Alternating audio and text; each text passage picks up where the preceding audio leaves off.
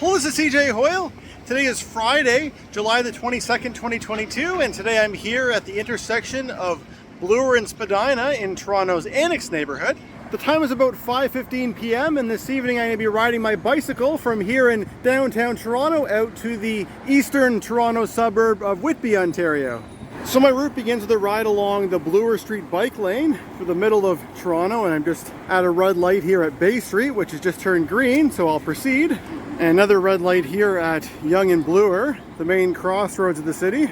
So I've now made it to the Prince Edward Viaduct Bridge, which was completed back in 1918, 104 years ago. This bridge takes me across the Don Valley, which is home to the Don Valley Parkway, the Don River, a rail corridor, and Bayview Avenue over there. Up ahead past this next traffic light, Bloor Street changes names and becomes Danforth Avenue. Much like Bloor Street, Danforth is a complete street with a dedicated lane for bikes to ride in. So the time is now about 5:30 and I've made it as far as Carlaw Avenue, where I'm waiting for another red light. So we're currently living through a bit of a heat wave here in Toronto.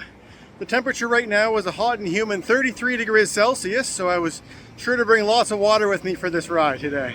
So I've been really lucky with green lights so far, but you can see I've got a red one up here at Woodbine Avenue. So I've now ridden 9 kilometers and I've made it to Main Street in Danforth. And just a block over here to the right is where the Danforth GO station is. And that would be the first stop on the train if I were taking the train to Whitby, as opposed to riding my bike today. So I'm just crossing Dawes Road now, which is the point where the Danforth bike lanes used to end. But earlier this year, these cycle tracks were extended by another 700 meters to Victoria Park Avenue. So here I've now reached Victoria Park, and this is where the Danforth bike lanes end. So unfortunately after this, the ride's not going to be quite as enjoyable for the next quite a few kilometers. I've tried a few different routes from beyond here, and today I'm going to be trying a new one that I've never tried before.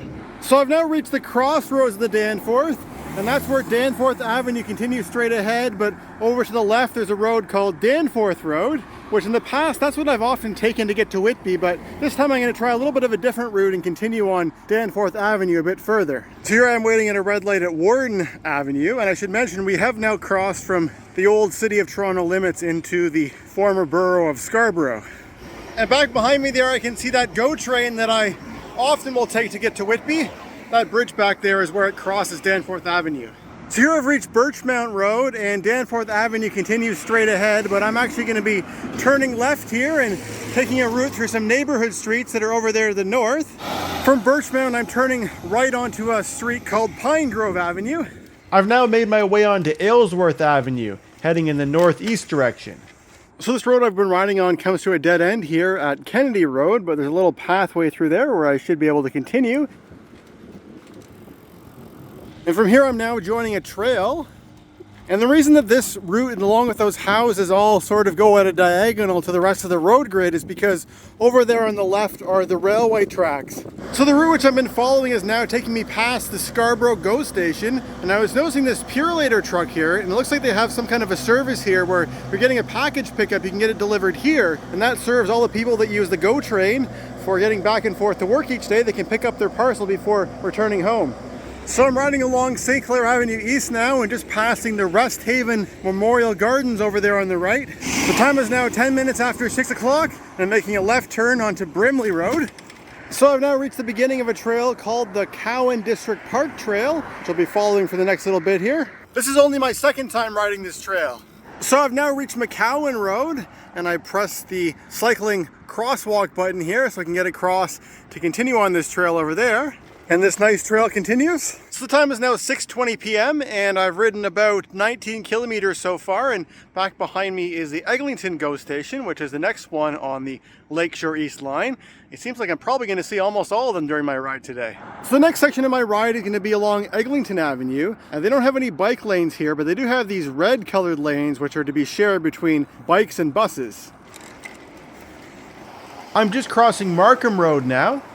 So this here is where the red bike bus lanes end, and up ahead the road kind of curves over towards the right and it eventually merges, or it connects up with Kingston Road. So here I've now reached the point where Eglinton Avenue East terminates and ends here at Kingston Road. So I'll be taking a left turn here and riding a short section along Kingston. And as you can see along Kingston Road, I have another one of these red lanes to follow.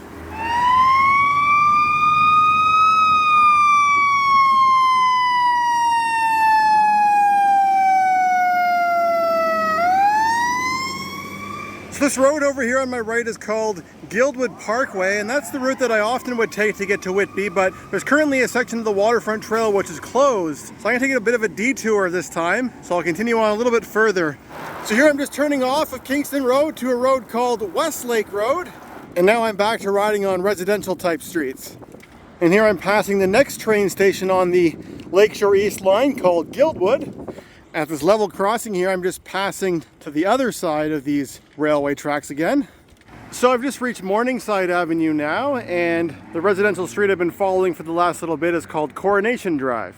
So from that residential area, I've now reached an industrial part of this route. So I've now reached Lawrence Avenue East, which I'll be riding on for the next little section here as I cross over the Highland Creek. This is the part of the route that I thought would not be so great because it's a busy road, but there's hardly any traffic here despite the 3 lanes. So if I look down from up on top of the bridge here, I can see down there the Highland Creek. And usually when I take the waterfront trail, I take a bridge, which is further down that way, which goes across it. But right now that part of the waterfront trail is under construction and not open. So that's why I had to take this big detour around. If you're interested in seeing a map of the route that I'm taking today, check the link in the description below to my Strava activity for this ride. Although keep in mind that if you're not doing this ride during 2022 when that closure is going on, then this probably is not the best route to choose. And here I've reached Portsmouth Drive, where I can turn a right and get back onto some residential streets. So here I've reached the park called Port Union Village Common, and I think I'm going to try and refill some of my water bottles here. And by here I don't mean in the fountain. They actually have a proper water bottle refilling station. Now I did bring 3 water bottles with me today, but within these first 30 kilometers I had already drinking the first one and almost all of the second one, so I figured it was a good idea to refill because I'm not even halfway to my destination yet. So up ahead here I'm going to be following this park trail which goes underneath of the train tracks once again. And now after all that road riding, I've now reached the waterfront trail, so the next part of my ride should be pretty easy. And straight up ahead there in the distance you can see the Pickering nuclear power plant along the waterfront. So I have a nice lake view here, and over here on my left I'm passing the Rouge Hill GO station, which is the next one on this line that I've been following.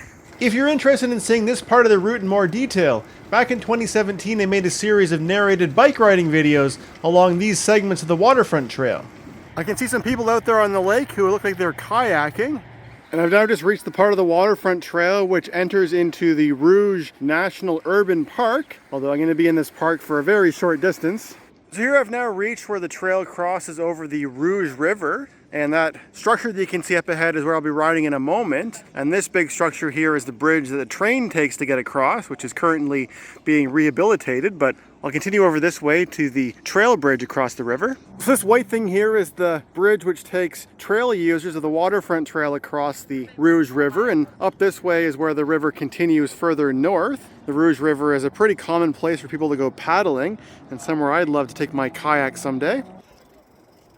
And so after crossing that bridge, I'm no longer in the city of Toronto. I've entered the city of Pickering. And here I'm also exiting the Rouge National Urban Park. I told you my visit would be short-lived. And here comes another GO train past. The time is now 7:15, so I've been riding for about 2 hours, and I've ridden 33 kilometers so far. And I've now reached the place where the trail enters into the conservation area called Petticoat Creek. So up ahead here there's a bridge across the mouth of the creek, which you're supposed to get off your bike and walk. So I've now reached the part of the trail where it kind of dissipates a bit because of the Frenchman's Bay, where there's a bunch of houses built around it, so got a bunch of riding to do along neighborhood streets. This portion of the trail here is relatively new, and now I've got a trail through the woods to ride on. So over there is the Frenchman's Bay Yacht Club, and this water body here of course is Frenchman's Bay, and it's somewhere that I would love to come here someday and paddle around in my kayak. So I've now reached the part of the trail that follows along beside Bailey Street. So I've now got a bunch more residential streets to ride along, and the route that I'm taking through this part of Pickering is a little bit different than what I used to do, because there's a section which went along beside a beach where there used to be a boardwalk, which has now been permanently closed, so I have to bypass that. And that means riding for a bit along Liverpool Road.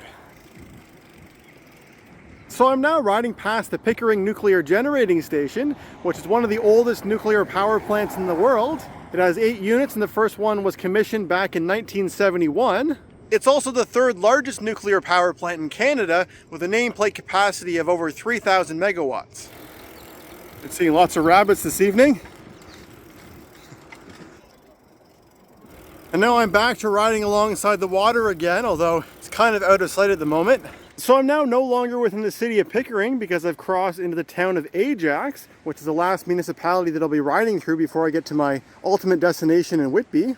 So the time is now about 8 o'clock, and you can see that the sky is starting to turn a little bit orange, but I've still got a fair bit more daylight left, and right now I'm just riding over top of a bridge which goes across a water body called Duffin's Creek, which you can see over there on the left. Duffin's Creek is another common place where people like to go paddling, and somewhere that I'd also like to go and visit someday in my kayak. For a long time I've felt that the Ajax portion of the waterfront trail is the best portion because it's the most continuous. It's pretty well entirely a multi-use trail the whole way across, with no sections where you have to ride on the road. Something that's been added to the Ajax waterfront trail fairly recently is this portion here that has twin trails. The part on the right is for the passive, or the walkers, strollers, etc. And the part on the left is for the active, the cyclists, rollerbladers, skateboarders, etc. So I'm now riding in a portion of the trail which follows alongside a residential street where there are a bunch of houses built down here near the water.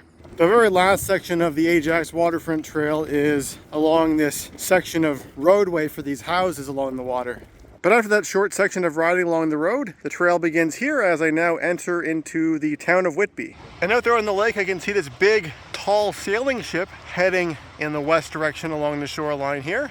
That's certainly not something you see every day. And after that last section there's now a section of the trail which goes along this road called Halls Road.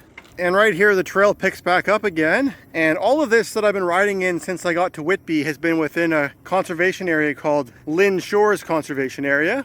And as you're passing through this part of the conservation area, it's extremely common to see wild deer spending time here.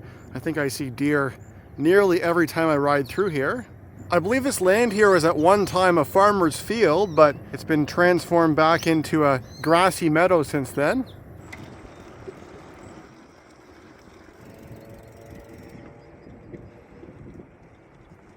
And I got a nice up-close deer sighting this evening. There seems to be 3 of them over here in this part of the conservation area, where they've just planted a bunch of new trees.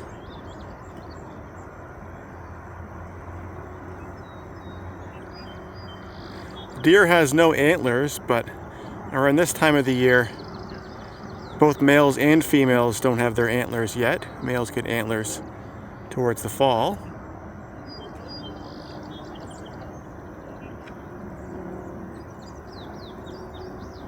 I bet it's not supposed to be eating that tree there. I'm sure the Conservation Authority doesn't appreciate that too much.